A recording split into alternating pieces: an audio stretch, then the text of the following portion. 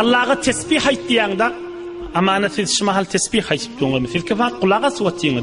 O gije günni tesbih aytmalydygy däl ki belli bir zat. Gije günni estağfirullah aytdy dur diýdigi däl ki belli bir zat. Gije günni elhamdülillah aytdy dur diýdigi däl ki belli bir zat. Adam ibitşän wagtyňma, gülşän wagtyňma, oturşan wagtyňma, muamelet ýan wagtyňma. Yani näme? Yani Allah'a tesbih ayt, elhamdülillah ayt, estağfirullah ayt. Diling pak bolsun diýdigi. Men dilim tutýanym Peýgamberjanyň sünnetini bitirjek bolup aýtýan. Şol Peýgamberimiz sahabalarına kan şeýtipdir. Dilingde gaýym bolun diýipdir. Dilingde gaýym bolun diýipdir. Rasulullah'ın eden işini etdigim bolsun diýip tutupdyr. Diling pak bol. Şumal dehret kılaňda Allah Taala eliniz yuwuň diye. Şiiriň başynda bir saat saklaň diýdigimi? Ýok. Eliň yuwdyň tamam boldy. Dehretilce gezmeli. Yani dehret namazda dehretin bolmaly. Şu 10 daqiqa, 15 daqiqa, 20 daqiqada dehretin bolmaly. Çünki junisyň maşyna saklamaly diýdi der. Dille tesbih aýtdy, diling pak bolsun. Dil Allah'ın tesbih aýdylýan ýerdir. Ey Kur'an okuyan adam diling pak bolsun. Ey el tesbihli diling pak bolsun. Bir wagt bir adam bir kiçik oğulcuk varmışdyk 12 ýaşynda. Eline palta veripdir, odun çapmany öğretjek bol. Aham palta veripdir, pıçğı veripdir. Ala olşa odunlar çap dipdir. Bir de mescidin hemsayasymışdyk. Mescidin hemsayasymışdyk. Bu adam. Onun oğulcuğda 10 yaş kiçenra oğlan molansan, mescidin bir ağaççığı çıkıp duranmışdyk. Şon kakıp duran. On kakı verse de şayet mescidin bir kaptılı yıkılsın. O zamanla. Aham dədesi aydıptır da.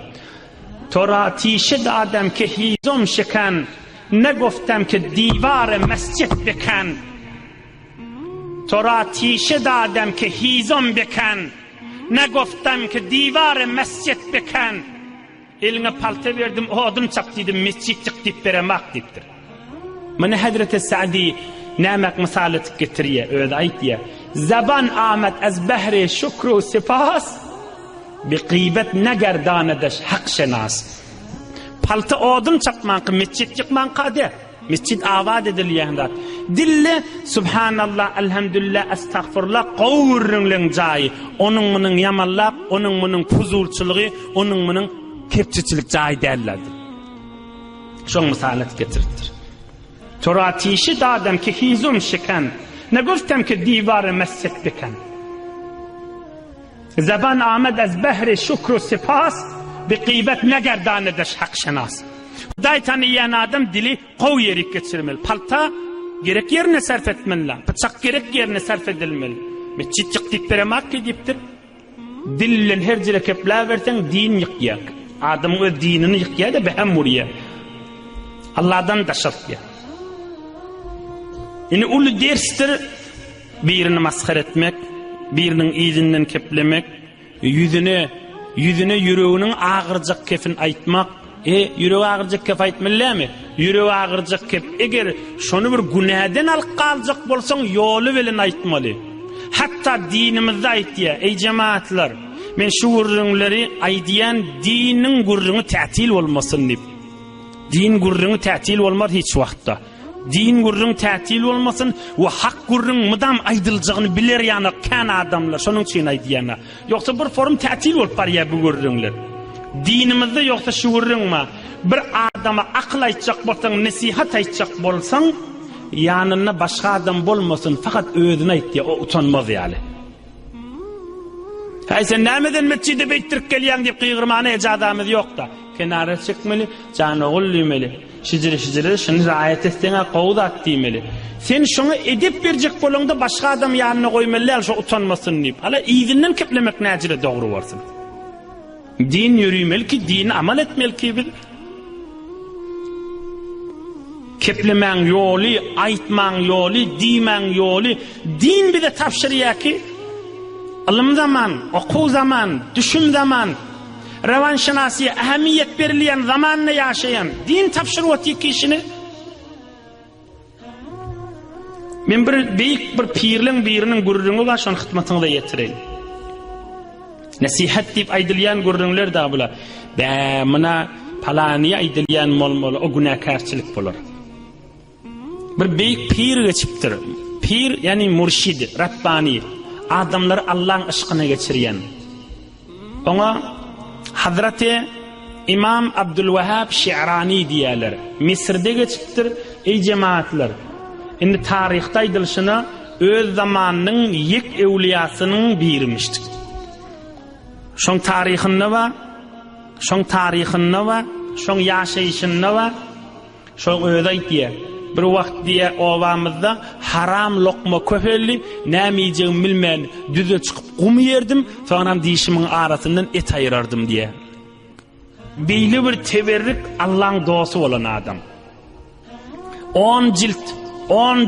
10 cilt kitaplar saniye Sure-i Fatiha alhamyaliyat bilýän diye. Her kim imtihan etjek bolsa gelsin diye öz zamanında. Şu büyük alim adam näme diye? Şu büyük Allah'ın dostu näme diye? Şu teberrik Hudayi adam näme diye? Ra'aytu şahsan minel mujawirin yaqra'u khatmatan kulla yawmin. Bir mücevvirliň mirini gördüm. Bizde mücevvir diýär. Mücevvir diýdik mydam mesçide barıp duran. Ya bir neçe mücevvirler bolmaýan ziyaretgarlarda bolýar. Indi bir mücevvir diýdik arap dilinde mydam hüjrede, mydam mesçitde, mydam gatnap tuqaw ýerleri gatnap duran adam. Gördüm diýek mydam Kur'an Kerim okuyýar diýär Allah'ın kelamyny. Ve huwa ma'a zalik la yakadu yezkur ahadan minel muslimin bi hayrin. Kur'an okuyýar da Oham dehrete ödenne, sancağı ödenne, çaysuva çıkanna birini görse, falani nettir kizip edip derru gıybet tuhmete giriyor diye. Kur'an okuyup dua ahim, Allah'ın kelamını okuyar ahim. Emme bagaptallarını işin emedi, fırsat tapsa onu mun yamallamakta. Aydiyana bir tovar adamlara öyle belli kan kepleyerlikli, kıyğır kepleyavoti, mudam kefin idinde. Emme bir tovar adamlar taşından öden diye ora ağ kepleyha. Aslında adam menen kepleşmeyen yanaka. Ama oğrinçaca barıp, yirek barıp aytmalılığını bilye, kim menen gurrun etmeliligini bilye, oğrinçaca barıp keplenşik bolup otlar turuziyata. Allah'dan çın daşadan daşo, günü bir hatmetmesin, her sağıda bir Kur'an hatmedasın, Allah'ın yanında erzisi yok da şol adamın. Şimdi bir günü Kur'an okuyordu diye Kur'an-ı Kerim. Hatmederlerdi diye. Ama vakt taptı yamallamağına başlattı. O beyttir kesipler, o nendi bir şey tiptir, o nendi bir şey etmendir, bir beytiptir. Oğum ay görsem bir bolcakke, mın yanına vardım diye, yankı beyik pira. Fenehaytuhu an zalik. Ay sen beyttirip görmediydim diye. Yıkıca öğrene taştım diye. Sen beytme da gece Kur'an okuyan, dilinin Allah'ın kelamını okuyan, zaylama da dilin diydim diye. Feterakahum واشتغل بغيبتي فلا حول ولا قوة إلا بالله العلي العظيم. Bebek pir näme diye. O pakirim diye men şey dedim diye sen Kur'an okuyan onu mun yamallap görme dedim diye. Onu mun yamallamasına koydu diye. Yani ondan beylek mıdan vakt tapsa men yamallap otururdu diye. Özüne ettik kesip özüne mıdan vakt tapsa men yamallap diye. Men neştadan şu beyik alimin ağzını ökönüp aytýan. Şu gurrunlar, şol adamlar eşse va, şu gurrun koyup şibennäni men yamallap başlajakladı. Şibbennen ruhu şadlığından çürüyüm aytýan. Şu kitabyna 500 ilminden ozal yazıptır o dünya tarihçini görüp otýda. Men hi bolmasa sizin ýanynızda aytýanna. Şu gurrun eşse men haberdar bolayın diýmella. Şol ak nasihat tabi Allah'ın kelamını okuyan, tesbihanayan, mescide baryan, hücrede otuyun, o adamlara katnayan, pirlere baryan, vakan dilimi qaim olmalı. Şun akıllan, nakıllan, Kur'an'dan, peygamberden makam deliller aydırıptı da, onu da ötmeyedi. O gurrunlar koy yakanı yeni bir yamallah başlayacak da. Mehrum da, bir nasip da. Hiç çare yok da. Hazreti İsa deyiptir da, o da eşten gurrunlar, kan eştenlersiniz. Hazreti İsa deyiptir, Hudaya deyiptir. Gözü yok adamlara doğa edemde gözlü olyar deyiptir. Ennamının rengi yok adamlara doğa edemde ennamları renkli olyar deyiptir. Kabirdeki adamlara Huda yaşlı dirilsin nemde kabirden çıkıya dirilya deyiptir. Emme kep kulak asmayan, kep düşünmeyen adama kep düşündürüp bilmedim şun dirili näme deyiptir. Duayı Esma Azam okuyacağım dağı yarayan deyiptir.